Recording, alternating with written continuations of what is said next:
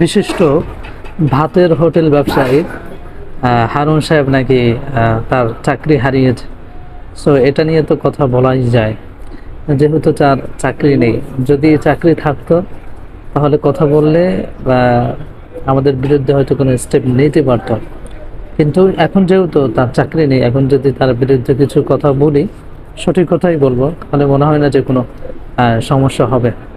First of all যে কথাটা বলবো সেটি হচ্ছে যে বিরোধী দলকে, অর্থাৎ আপনি সেটাকে খেলাফত মজলিস ধরতে পারেন, হেফাজত ইসলাম ধরতে পারেন, জামাত ইসলামী ধরতে পারেন, কিংবা বিএনপিকেও আপনারা ধরতে পারেন। এদেরকে কোণঠাসা করার পিছনে অনন্য ভূমিকা যিনি পালন করেছেন অনেকে আছে, তার ভিতরে যিনি স্পেসিফিক পারসন তিনি হচ্ছেন এই হারুন সাহেব।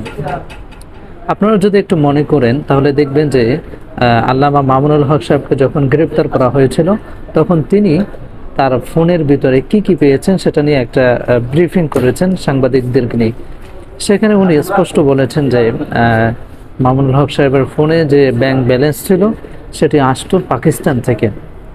পাকিস্তানি ব্যক্তিরা তারা তাকে জঙ্গি কার্যক্রম চালানোর জন্য তাকে এই টাকাগুলো দিত, বা বিভিন্ন আন্দোলন করার জন্য এই টাকাগুলো দিত।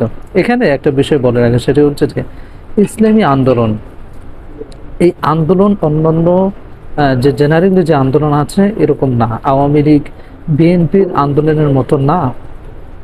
যেমন আওয়ামী লীগের আন্দোলনে কিংবা বিএনপির আন্দোলনে মানুষদেরকে নেওয়ার জন্য টাকা দিতে হয়, গাড়ি ভাড়া দিতে হয়, বাস ভাড়া দিতে হয়, ইভেন শুনলাম যে বিরিয়ানিও নাকি দিতে হয়। কিন্তু ইসলামী কোনো আন্দোলনে ভাড়া দূরের কথা, বিরিয়ানি দূরের কথা, তাদেরকে এক ফোঁটা পানিও দেওয়া হয় না।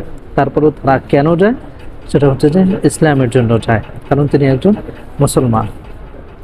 এবং দ্বিতীয় তিনি একটা অভিযোগ আরোপ করেছেন যে মাওলানা মামুনুল হক সাহেবের কে টাকা দিত কয়েকজন আমেরিকান লোক যারা বাংলাদেশে ছিল, পরবর্তীতে গিয়ে সেখানে দেশের বিরুদ্ধে ভিডিও বানায়। তাদের বিরুদ্ধে একজন নাস্তিকের কথা বলল, একজন নাস্তিক সে ইসলামী কর্মকাণ্ড করার জন্য, ইসলামী আন্দোলন করার জন্য মামুনুল হক সাহেবকে টাকা দেয়। এটা কতটা যৌক্তিক হতে পারে সেটা আপনারা বুঝতেই পারছেন।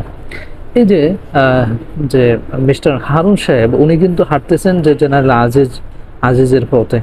তারপরে পুলিশের আরেকজন ছিল বেনজির আহমেদ, ওনার পথেই কিন্তু উনি হাঁটতেছেন। ওনার চিন্তা করার বিষয় ছিল যে প্রত্যেকের অবস্থা কীরকম হয়েছে। জেনারেল আজিজ যেরকম ক্ষমতায় চিরদিন থাকতে পারে নাই, বেনজির আহমেদ যেরকম চিরদিন থাকতে পারে নাই, তারা প্রত্যেকেই দুর্নীতি করেছে এবং প্রত্যেকেই একেবারে লাঞ্ছিত অপমানিত হয়ে দেশ ত্যাগ করতে বাধ্য হয়েছে। আর তাদের মোকাবিলায় এই যে হারুন সাহেব যে কাজ করেছেন, তাদের থেকে তিনি আরো অ্যাডভান্স তিনি ভূমিকা পালন করেছেন ওলামায়ে কেরামের বিরুদ্ধে অবস্থান করার ক্ষেত্রে। সুতরাং আমি মনে করি যে মিস্টার হারুনের অবস্থা তাদের থেকেও করুণ পরিণতির দিকে যাবে মনে করছে, এবং এটি হওয়া উচিত। আলেম ওলামাদের সঙ্গে বেয়াদবি, তারপরে তাদেরকে কোণঠাসা করা, যেটা সম্পূর্ণ অযৌক্তিক একটা বিষয়। একটা মানুষের কারণ থাকলে তাকে আপনি ধরপাকড় করতে পারেন, কোণঠাসা করতে পারেন, কিন্তু একজন আলেমের নামে, এই যে মুফতি আমির হামজা সাহেব, তাকে মামলা দেওয়া হয়েছে যে সে সংসদ আক্রমণ করতে চেয়েছে তরবারি দিয়ে।